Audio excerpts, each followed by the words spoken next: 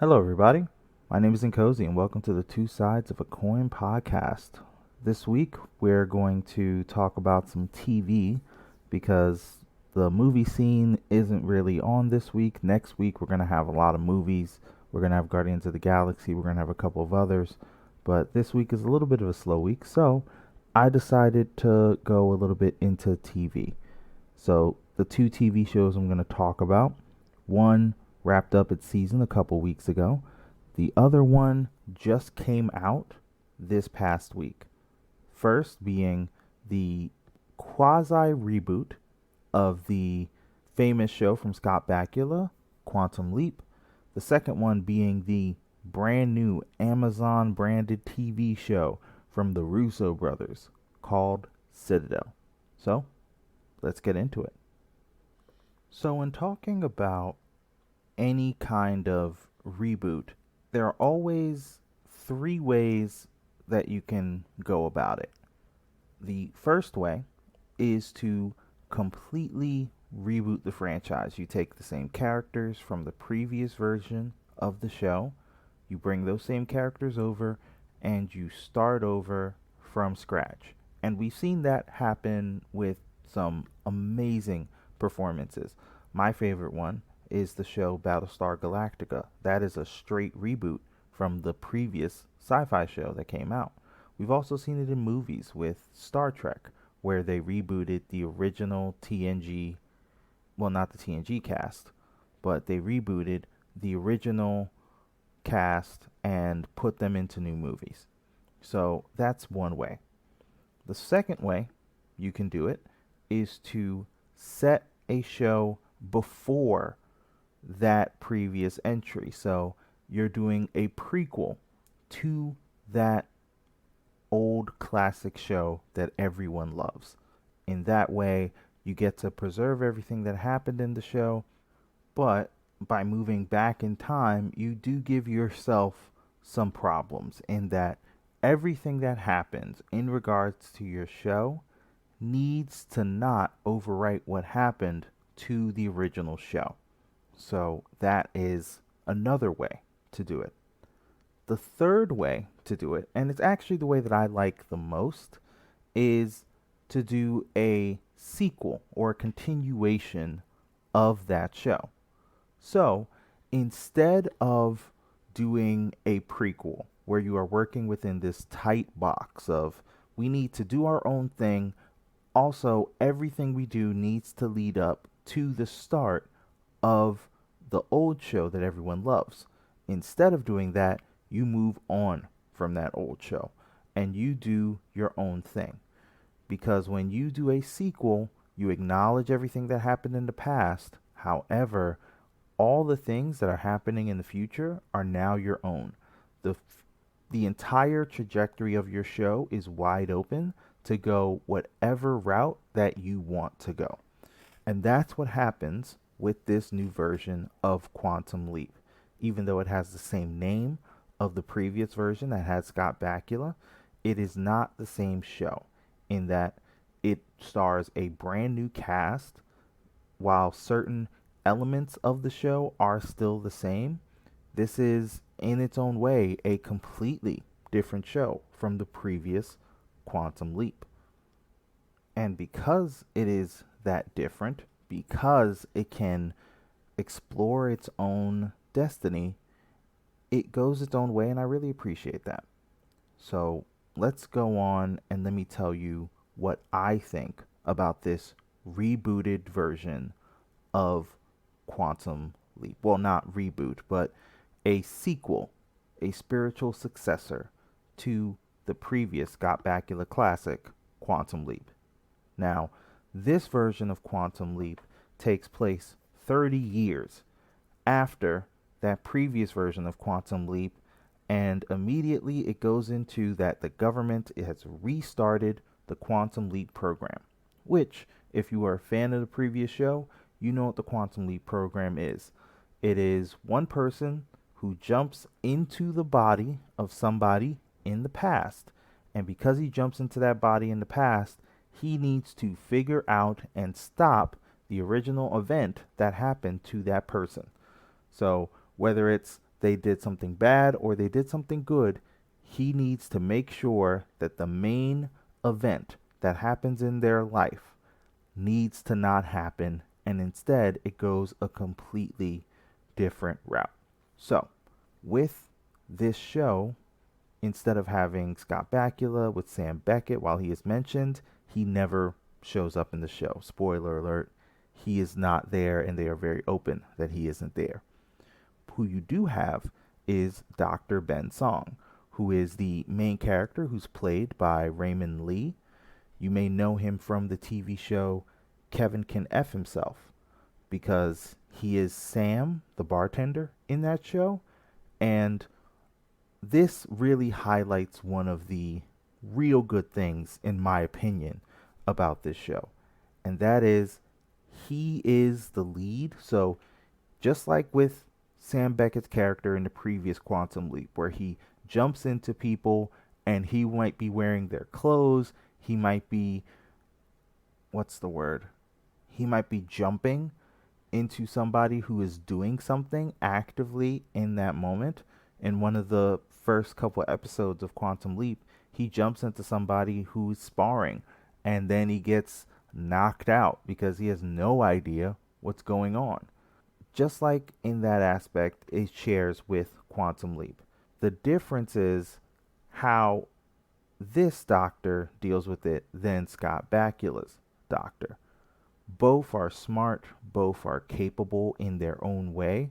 They may not be capable in everything, however, they are capable enough in the one way that counts, which is their heart. One of the great things about Raymond Lee is that because he is in this role, he is essentially allowed the breadth of character that not many people are being allowed, especially AAPI individuals are not necessarily allowed this breadth of character, or the chance to have this breadth of character very often. He is the center stage. He is the catalyst for the show, and he steps into that role, and in my opinion, he does wonderfully. When he is being heartfelt, when he's giving the classic good speeches that everyone needs to hear, he absolutely shines in those moments, and he comes across as being 100% sincere. What I also love is they're actively showing that this guy is a love interest, that this guy is attractive, that he is a good looking man.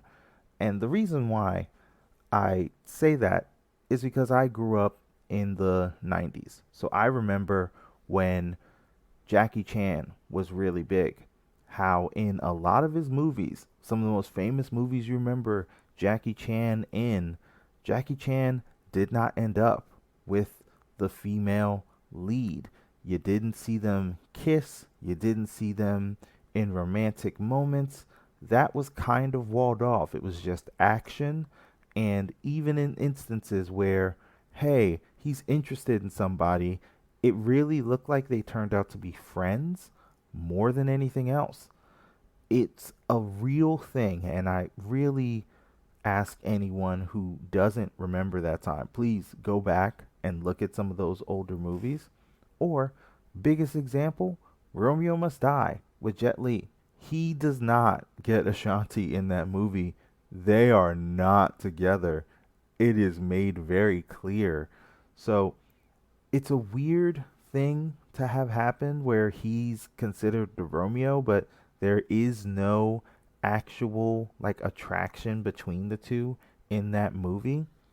And that was more of a directing choice than it was, oh, they just don't have the chemistry. Because even if they don't, you try.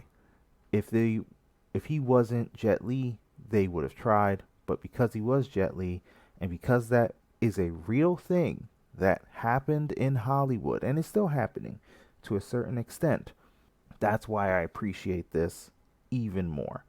He's allowed to be the sex symbol. He is allowed to be the attractive man that women actually want to be with. So I really do appreciate that about this show in and of itself. It also doesn't help or it doesn't hurt that the supporting cast is actually pretty solid. You have Caitlin Bassett. She plays Addison, who is his observer, who acts more like the character of Al Calavici from the previous version of Quantum Leap. So she's his observer, and you also find out she's his fiance. So there's a whole lot of stuff going on with that. You have Nanrissa Lee as Jen Cho. You have Ernie Hudson coming in there, and he is just killing it. And you also have Mason Parker Alexander as Ian. So this cast is all really solid.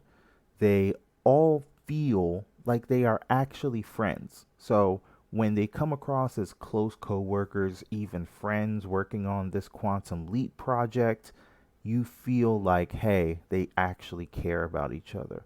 Sometimes that doesn't necessarily come across, and to their credit, whenever they are together, it feels like they all cohesively move together. It also feels like they're friends, which is not easy to pull off. So, big ups to the cast in that regard.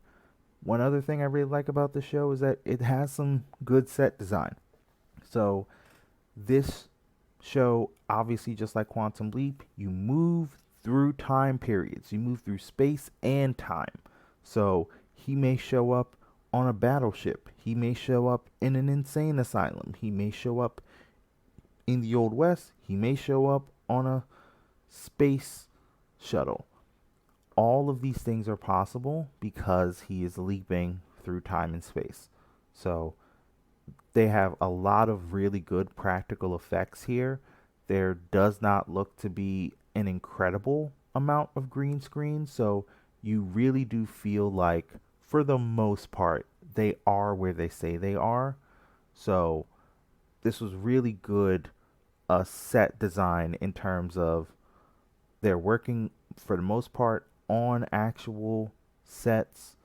It feels like they're working on sets, but the crew that did all that work did some amazing jobs. They were able to hide a lot of that obviousness that can happen at times, and the CGI work and the cuts for the camera really went above and beyond in making this seem like he is in these multiple places. He is in the Old West. He is on a battleship, even though they may not spend as much time on the battleship.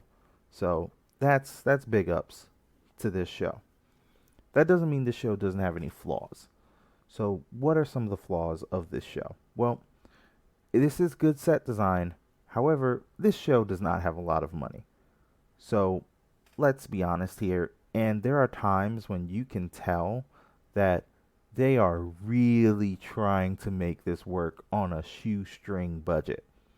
Not that it's particularly bad, but there are some moments where it is just obvious that, hey, you wanted a little bit more, CGI in there, and it doesn't bleed through. So you're just kind of left with the, well, this is really the height at which the show comes up. So you just kind of let it go. Also, this can be a little straightforward at times. There obviously is a through line for this, although the through line for this season is very, very small and doesn't really show up at first. However, while the through line doesn't affect everything as much, the plot can be a little bit straightforward. You can see certain twists coming a mile away. Sometimes the show really surprises you. Other times, it really doesn't. That's not necessarily the point of the show. A show doesn't always need to surprise you in order for you to enjoy it. However, that is something to keep in mind. So, when looking at this show, this reminds me really fondly of the old USA blue skies and sunshines method of doing a TV show. For those of you who don't remember, back when USA in the early to mid 2000s, they were doing a lot of shows like Psych and Monk and Burn Notice and Royal Pains. And all these shows had a particular beat, which was the good guys win, the bad guys lose.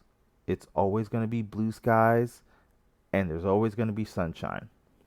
So, this is that kind of show. This is the kind of show where you can put it on in the background while you're doing other tasks, and it's just a fun time. This is not peak TV.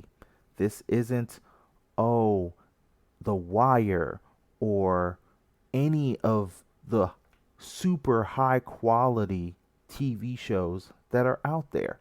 This is fun, enjoyable stuff. And if you can enjoy this, then I think you're going to have a nice time. As long as you're not expecting too much out of it, I really think you'll have a good time with this. Now, good news is the first season is over and it's already been renewed for a second season. So there's no worry that the show is going to be canceled anytime soon. However, I will say, as long as you go into it with a good mindset and with knowing what you're getting into, I think you'll have a good time. This show is a nice home cooked meal. A little bit on the low side for a home cooked meal. However, home cooked meals are nice. It's better than fast food, and you're not going to starve while watching this show. So, if you've seen the new version of Quantum Leap and you agree or disagree for any of the points that I brought up, please let me know in the comments or let me know in an email, and I'll gladly I want to hear back from you guys, so please let me know. When talking about the mega stars in terms of directing, that is the Russo brothers, the interesting thing about them is that while they have a lot of critical and commercial success, their success really is contained in only the Marvel movies. As we all know, the Russo brothers, they directed Captain America, The Winter Soldier. They directed Captain America Civil War. They directed the last two Avengers movies, and all those movies are great. The Russo brothers can direct. We've seen them. They can do a lot of great stuff in regards to action, in regards to story. They can keep everything concise, and I really do love them when it comes to the Marvel movies. Outside of the Marvel movies, however, they are much more miss than they are hit. In fact, of the non-Marvel movies that the Russo brothers have done, only 3 of them have had decent success. We're not talking amazing success. We're not talking Avengers level or Captain America the Winter Soldier success, but decent to good success. So those 3 movies are Extraction, the Netflix movie with Chris Hemsworth. They had some pretty decent success on that, so much that they're even doing a sequel to it. So that shows you that they can work outside of that. They were the executive producers on Everything Everywhere All at Once, which is absolutely an amazing movie. If you haven't seen Everything Everywhere All at Once, you really should. However, they didn't write or direct that movie. So they were involved, but they weren't involved in necessarily the overall creative vision. And the last one, which is a comedy, is You, Me, and Dupree. It is the Owen Wilson and Kate Hudson led comedy, and it was way back in 2002, I believe. So the Russos, while they have had success and they absolutely deserve all the credit that they get, when it comes to a non-Marvel property, they've had some failures as well. So when you're going into the TV show Citadel, which is written, directed, and executive produced by the Russos. Is it going to be more of a Marvel hit, or maybe something that's a little bit disappointing, kind of like the movie 21 Bridges with the late great Chadwick Boseman? We know how well he can act, and that movie was not an amazing movie. It was okay at best. So let's jump into it and let's see about this TV show, which only the first two episodes dropped, so I can't give you my full review, but I can definitely give you my first impressions of the TV show Citadel. So, Citadel stars Richard Madden, who, of course, we all know from Game of Thrones, and Priyanka Chopra Jonas. For those of you who only know Priyanka Chopra Jonas from being married to one of the Jonas brothers, you'll be surprised, which you really shouldn't be, to be honest, to know that she is a very well regarded Indian actress. She's one of India's highest paid actresses of all time, as well as she was a Miss World pageant contestant. I believe she won Miss World. I need to look that up just to confirm, but yeah, she won Miss World in 2000, and she's also considered one of the 100 most influential people in the world, among one of the 100 most powerful women in the world. So this has a lot of star-studded power. Also in this TV show, you're going to have Stanley Tucci, Leslie Manville, uh, along with others. So let's really get on to what Citadel is about. Citadel is about a spy agency. A spy agency, as you know in the trailers, that they listen to no one agency. They are for the betterment of all. They spy, they shoot, they kill, all to protect the common good. However, they are betrayed by a former Citadel agent. And now, Richard Madden and Priyanka Chopra Jonas's character have lost their memories, and now they are trying to regain them back, as well as to stop the cataclysm that's going to come in the future. So let's jump right into this movie here. Oh, and you'll notice I called it a movie instead of a TV show. And I'm going to be 100% honest. When I first saw the promotional stuff for this TV show, I thought it was a movie. I did not know it was going to be a TV show. I thought, this is a movie. This is going to be a nice, clean 2-hour affair, and we're going to be in and out, no problem. So when I found out this was a TV show, I had some doubts. I thought, wow, this is going to be a long form instead of a short form. You know, spy agencies don't necessarily work in terms of a TV show if you're going for high action, unless they're done really well, or they're comedies like Chuck. They don't really work in terms of TV shows unless they're in a particular box where people want to come back every week. So that's one thing I did notice. But let's go into the good, because I was about to dip into the bad. Let's go into the good. The good is the action in this is pretty solid. Richard Madden and Priyanka Chopra Jonas look like they really worked hard on their action scenes. And while there might be stunt doubles here and there, obviously, in the work of that, the scenes where you see their face, where you see them doing the action, they look like they are competent. They look like they are who they say they are, which are badass spies. So that is an absolute bonus in regards to when you can get your main actors to look like they are competent in what they are doing. It's always a big old check mark in regards to that. Also, the chemistry between Priyanka Chopra Jonas and Richard Madden is really good. these two, when they are on screen together, you'll see them a little bit before they lose their memories, and the heat is there. You feel like there is some care, you feel like there is some pain, you feel like there's a lot of stuff that wasn't necessarily said.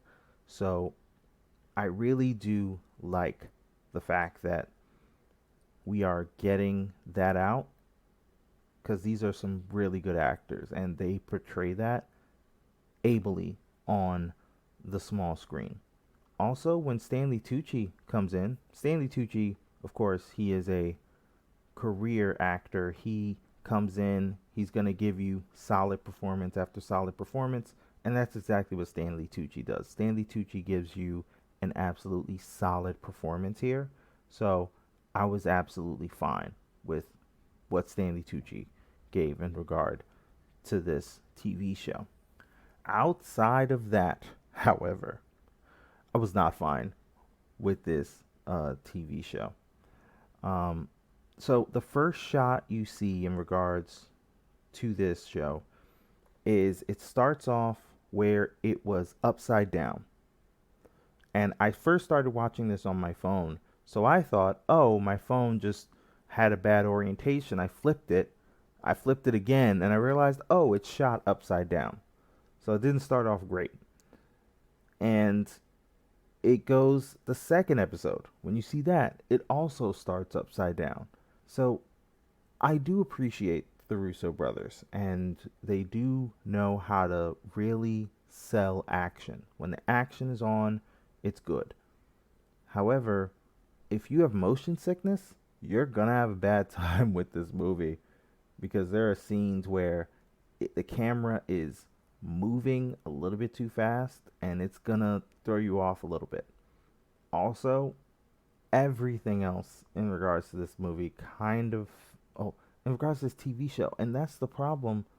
Again, I'll get to that later, but everything else in regards to this TV show just kind of fell flat. It didn't feel like it had momentum.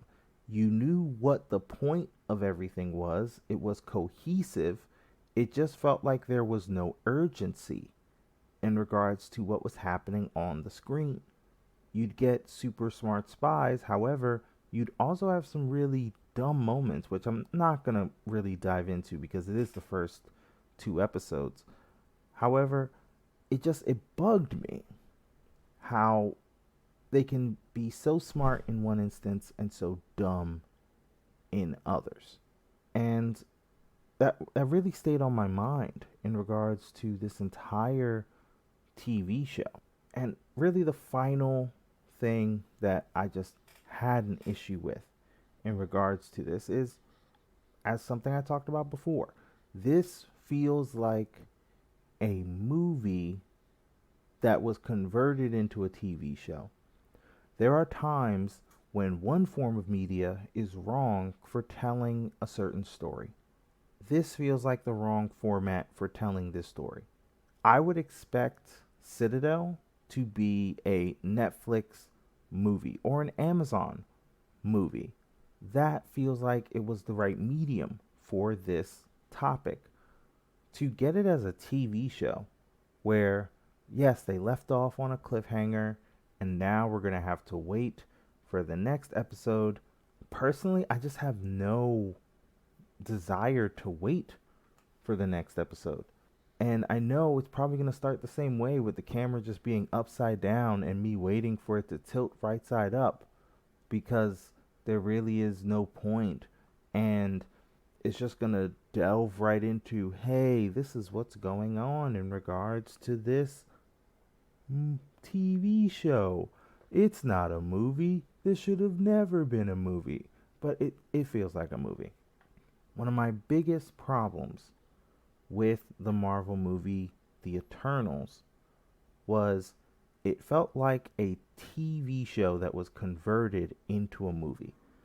It felt like there was a lot of story that to me was interesting in regards to Eternals. The problem with that interesting story is that it was condensed into a format that it shouldn't have been condensed to, in my opinion.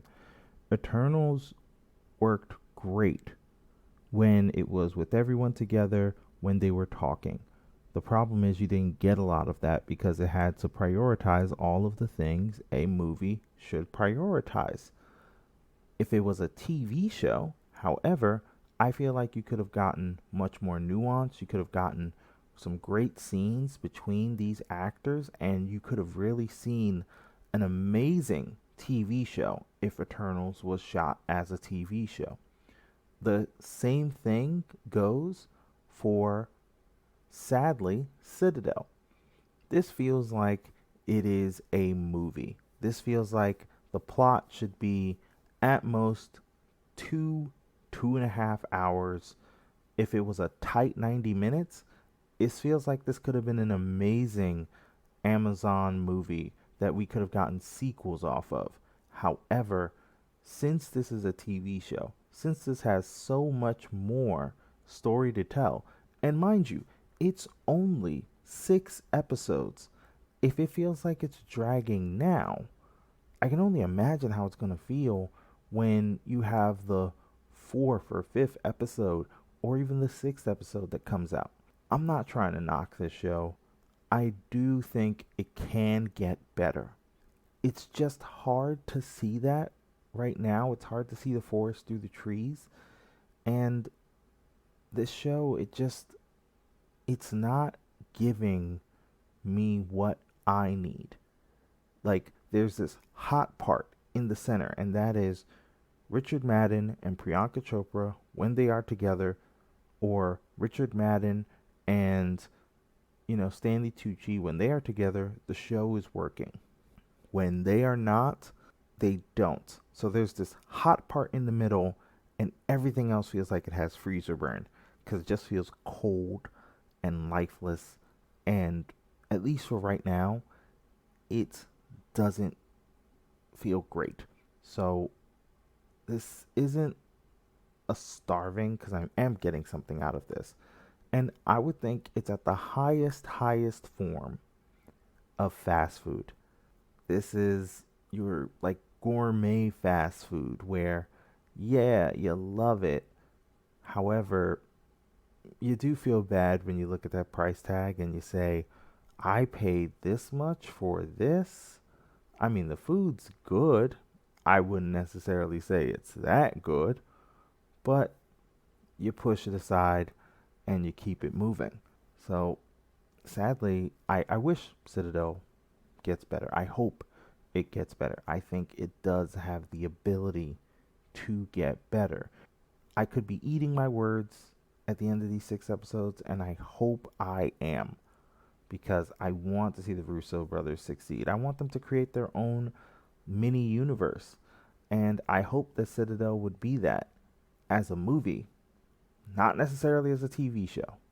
As a TV show, it needs something else. So, yeah, like I said, it's high fast food, and we'll just leave it there. And I'll hope that it'll get better. I'll still stick in and I'll watch the rest, and I'll let you know if it got better or worse. So, if you saw the first 2 episodes and you liked what you saw and you completely disagree with me, please let me know in the comments or email me. So, if you want to hear more about the podcast, or you want to contact us, there are several ways you can do it. You can hit us up on Twitter. That's at Two Sides Coin. That's TWOSIDEZ Coin, all one word. If you want to get us on Instagram, that's Two Sides of a Coin. If you want to email us with your opinions or any kind of comments that you might have, it's at two sides podcast at gmail.com. That's TWOSIDEZ podcast, all one word, at gmail.com. We'd love to hear from you guys in regards to your opinions and how you want to move forward or how you want the podcast to improve. We're always open to your guys' opinion. So you can hear the podcast on Podbean and on Spotify, and we would love to hear from you. So, everybody, Have a good rest of the week, and we'll talk to you guys next Wednesday.